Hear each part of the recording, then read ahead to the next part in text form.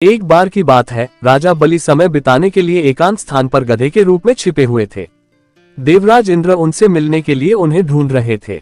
एक दिन इंद्र ने उन्हें खोज निकाला और उनके छिपने का कारण जानकर उन्हें काल का महत्व बताया, साथ ही उन्हें तत्वज्ञान का बोध कराया।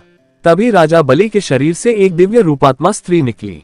उसे देखकर इंद्र ने पूछा, दैत्यराज, ये स्त्री कौन है? देवी, मानुषी अथवा आसुरी शक्ति में से कौन सी शक्ति है?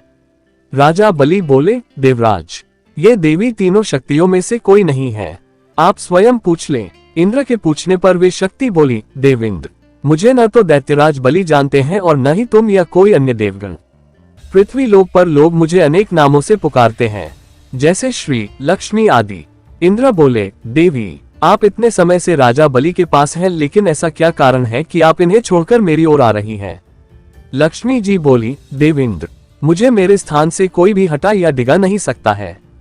मैं सभी के पास काल के अनुसार आती जाती रहती हूँ। जैसा काल का प्रभाव होता है, मैं उतने ही समय तक उसके पास रहती हूँ। अर्थात मैं समयानुसार एक को छोड़कर दूसरे के पास निवास करती हूँ। इंद्र बोले, देवी, आप असुरों के यहाँ निवास क्यों नहीं करती? लक्ष्मी जी बोली, देवेंद्र, मेरा निवास वहीं होता है जहाँ सत्य हो, धर्म के अनुसार कार्य होते हो, व्रत और दान देने के कार्य होते हो। लेकिन असुर भ्रष्ट हो रहे हैं। ये पहले इंद्रियों को वश में कर सकते थे, सत्यवादी थे, ब्राह्मणों की रक्षा करते थे, पर अब इनके ये गुण नष्ट होते जा रहे हैं। ये तप उपवास नहीं करते, यज्ञ, हवन, दान आदि से इनका कोई संबंध शेष नहीं है। पहले ये रोगी, स्त्रियों, वृद्धों, दुर्बलों की रक्षा करते थे, गुरुजन का आदर करते थे, लोगों को क्षमादान देते थे। लेकिन अब अहंकार, मोह, लोभ, क्रोध, आलस्य, अविवेक, काम आदि ने इनके शरीर में जगह बना ली है। ये लोग पशु तो पाल लेते हैं, लेकिन उन्हें चारा नहीं खिलाते, उनका पूरा दूध निकाल लेते हैं और पशुओं के बच्चे भूख से चित्कारते हुए मर जाते हैं। ये अपने बच्चों का लालन पालन करना भूलते जा रहे हैं।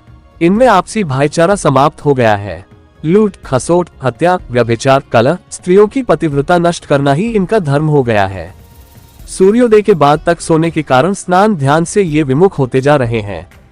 इसलिए मेरा मन इनसे उचट गया। देवताओं का मन अब धर्म में आसक्त हो रहा है, इसलिए अब मैं इन्हें छोड़कर देवताओं के पास निवास करूंगी। मेरे साथ श्रद्धा, आशा, क्षमा, जया, शांति, संतति, धृति और विजति ये 8 देवियां भी निवास करेगी। देवेंद्र, अब आपको ज्ञात हो गया होगा कि मैंने इन्हें क्यों छोड़ा है। साथ ही आपको इनके अवगुणों का भी ज्ञान हो गया होगा। तब इंद्र ने लक्ष्मी को प्रणाम किया और उन्हें आदर सहित स्वर्ग ले गए।